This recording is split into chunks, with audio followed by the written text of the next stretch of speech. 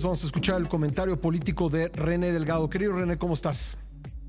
Pascal, saludándote a ti y al auditorio, y tú hablabas de la política en las carreteras, ahora yo te voy a hablar de la política en los salones y los pasillos, y en relación con un asunto que parece estrictamente formal, pero que es bastante sustantivo. Hoy concluyen, Pascal, los diálogos nacionales de la reforma al Poder Judicial, armados por el Congreso de la Unión, que con la sesión de este día sumarán 9.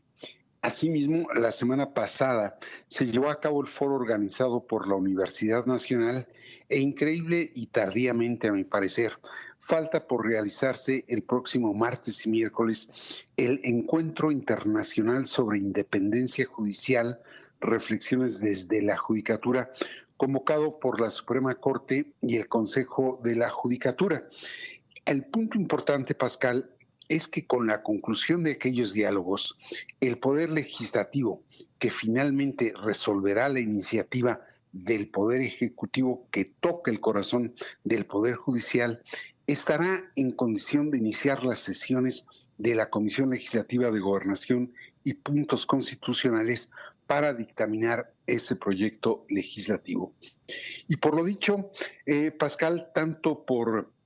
los todavía coordinadores de los grupos parlamentarios de Morena en la Cámara de Diputados y el Senado, esto es Ignacio Mier y Ricardo Monreal, así como por el diputado Juan Ramiro Robledo, presidente de la Comisión Legislativa que mencioné, los trabajos de dictaminación se llevarán a cabo de inmediato, sin descartar incluso que mañana mismo den inicio.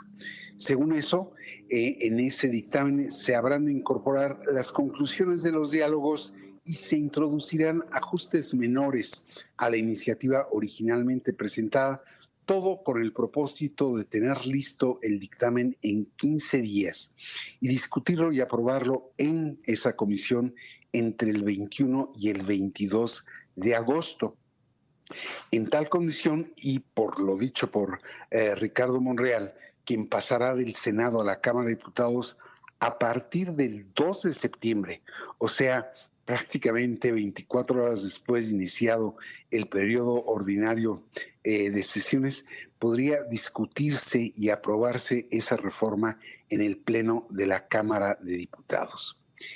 En la lógica de Morena, Pascal y sus aliados, se está pues en la recta final de un prolongado y desgastante proceso político-legislativo cuyo inicio formal data del 5 de febrero, cuando el jefe del Ejecutivo presentó la iniciativa de reforma constitucional del Poder Judicial junto con otros proyectos legislativos igualmente importantes. Ese proceso, Pascal, cobró fuerza y empuje a partir del resultado de las elecciones del 2 de junio. En esa fecha, Morena y sus aliados no solo conservaron con amplia ventaja el Poder Ejecutivo, sino se hicieron también de la mayoría parlamentaria absoluta, y subrayo absoluta, en el Poder Legislativo.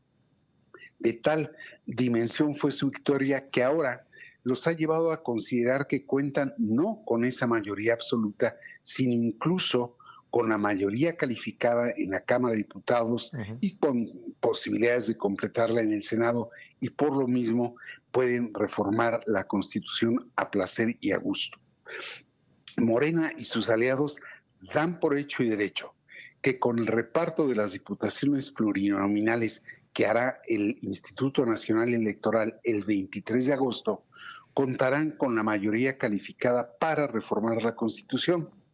Pasan por alto que a su interpretación del reparto de aquellas diputaciones la confronta la expuesta por especialistas, activistas, intelectuales y académicos que hacen una lectura distinta del artículo 54 constitucional que norma ese reparto. Una lectura, esta última, que acusa el peligro de una sobrerepresentación parlamentaria de Morena y sus aliados que no necesariamente deriva de los votos obtenidos en las urnas. En tal virtud, y pese al afán de Morena y sus aliados de crear una narrativa sobre la aprobación manifiesta, por no decir el destino manifiesto de la reforma del Poder Judicial, falta la decisión que deberán tomar los consejeros electorales en el reparto de las diputaciones y en la cual dejarán ver si actúan con autonomía, imparcialidad e independencia. Que de no ser así, nos llevaría a otro capítulo que sería la impugnación de ese reparto, pero en el tribunal, donde igual se verá de qué están hechos los magistrados electorales. En todo caso, no deja de ser lamentable la pobre actuación de la oposición partidista, salvo de esto a Movimiento Ciudadano, porque los partidos opositores, particularmente el PRI y el PAN, parecieran no estar interesados en el asunto que los afecta a ellos y directamente al electorado, como también, y es también mi parecer, de la pobre defensa que la Suprema Corte ha hecho del Poder Judicial ante una reforma que podría trastocar su razón y función. En todo caso, Pascal, creo que estamos ya en la etapa, diría, prefinal o semifinal de un proceso que va a tener repercusión en el carácter del régimen político que se pueda o no configurar.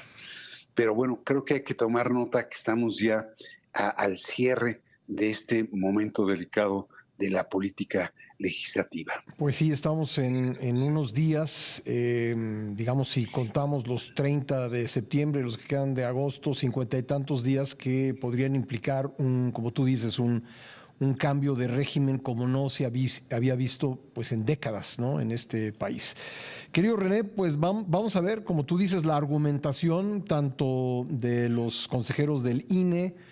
como de los magistrados del tribunal. Vamos a ver de qué están hechos, vamos a ver la sustancia que tienen sus palabras al tomar las decisiones que tienen que tomar, porque pues evidentemente aquí hay una diferencia que ha sido expuesta por muchas personas y es un tema sobre el que seguiremos y que yo te agradezco que lo hayas traído nuevamente a la mesa. Muchas gracias, René.